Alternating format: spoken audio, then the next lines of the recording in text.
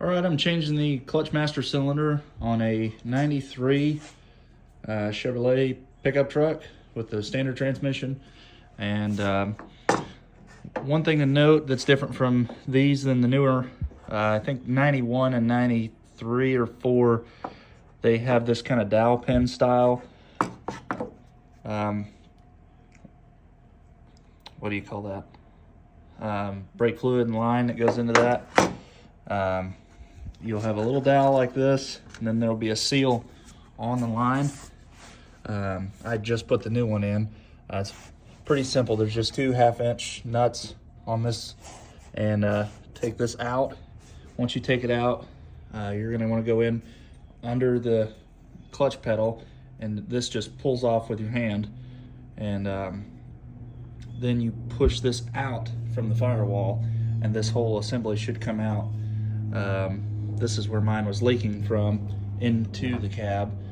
Then you just, take the new one, which I've already done, and push it through the firewall. And whenever you connect this hose, you're gonna wanna make sure that the actual master cylinder is not on the firewall. Pull it out, and just take a punch and punch that pin out, and then this line will just pull right down.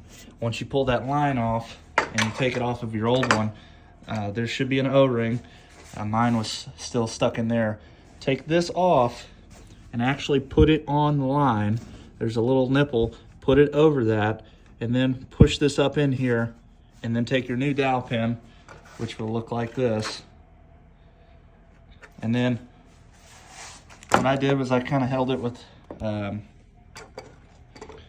held it like this, pushed the line into it, pushed it in the hole, and then took a hammer, and while I was holding it with my fingers, and just lightly tapped it in there, kind of like this. Just be patient, it'll go. It's a pain in the ass, but it does work. Then just take your 2 half-inch nuts and just thread them back on. Make sure, it does matter which way it goes on. This more flat side needs to go towards the firewall.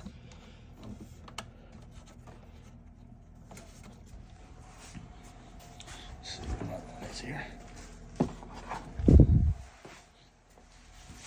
Again, take the flat side towards the firewall, and once you tighten these down, that will make the seal between those gaskets and this master cylinder. It doesn't need to be terribly tight.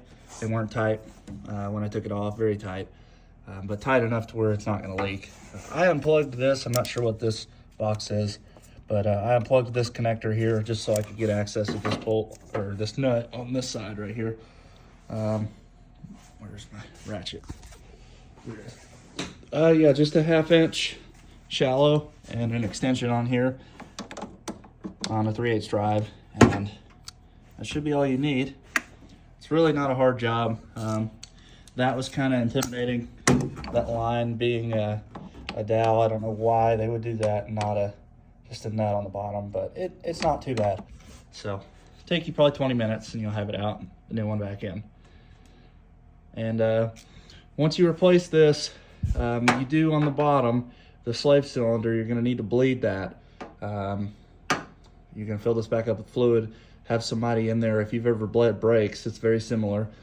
Just have somebody press the clutch down and hold it while you open up the petcock, and then once it lets some air out, close the petcock, and then they can let off the clutch, then tell them to press it back down, and then repeat until you get all the air out of the system. I'm gonna be replacing my slave cylinder down there as well, just because I know this went bad, so that's probably on its way out too. So yeah, if you're gonna do this, just spend the extra 50, 60 bucks and get the other one down there too. It's not too bad.